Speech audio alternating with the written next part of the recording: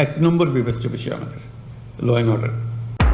আমরা যেহেতু এমন পরিস্থিতি এসেছি, এটা ল অ্যান্ড অর্ডার একটা শান্তি শৃঙ্খলা বজায় একটা মস্ত বড় ইস্যু হয়ে গেল।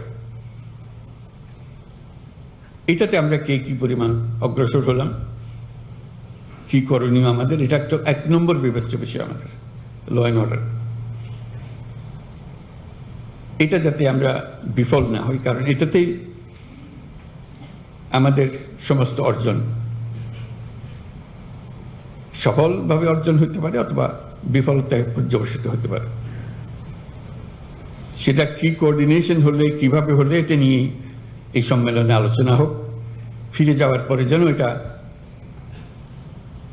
আর বোঝাবুঝির মধ্যে কোনো গলদ না থাকে। আমরা সেখানে কি কি বিষয় অন্তর্ভুক্ত সেগুলো তোমাদের খুব ভালো করে জানা আছে। পুলিশ প্রশাসনের কাজ কি, সিভিল প্রশাসনের কাজ কি, কোঅর্ডিনেশনের কাজ কি। কিন্তু এই যদি বলি ওর কারণে আমারটা হয় না, এটা বলে তো আমরা পার পাবো না।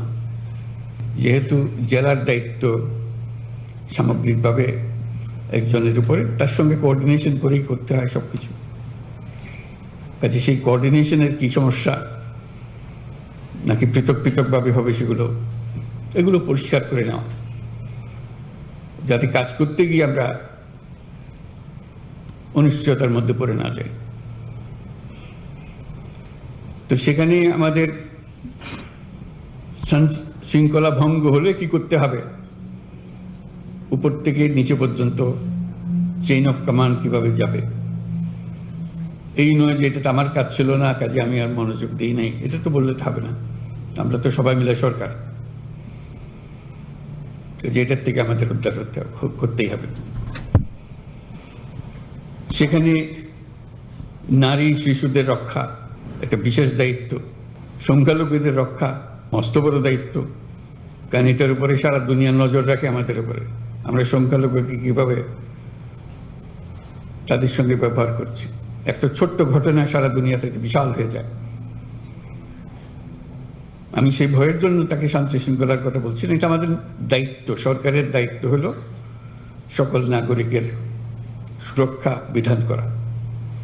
আমি সংখ্যালঘু সম্প্রদায় তাদেরকেও বলেছি, আপনারা সংখ্যালঘু হিসেবে আমাদের কাছে দাবি করেন না, দেশের নাগরিক হিসেবে দাবি করেন। তার নাগরিক হিসেবে আপনার সংবিধান আপনাকে এই অধিকার দিয়েছে, সে অধিকার আপনি সরকারের কাছ থেকে পেতে হবে, সেটা আপনার দাবি, পাওনা। কাজে আমাদের দায়িত্ব হলো এই যে টিম, সরকারের যে টিম, এটা নিশ্চয়তা দেও যে সকল নাগরিককে আমরা সুরক্ষা দেব।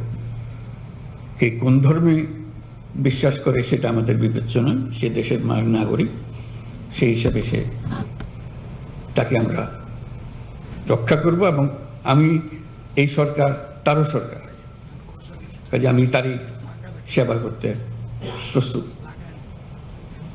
এটা আমাদের একটা বড় কাজ। সামনে আমরা যে সমস্ত কর্মসূচি নেব তার মধ্যে এটা সবসময় হাইয়েস্ট পয়েন্ট, উচ্চতম স্থান থাকবে।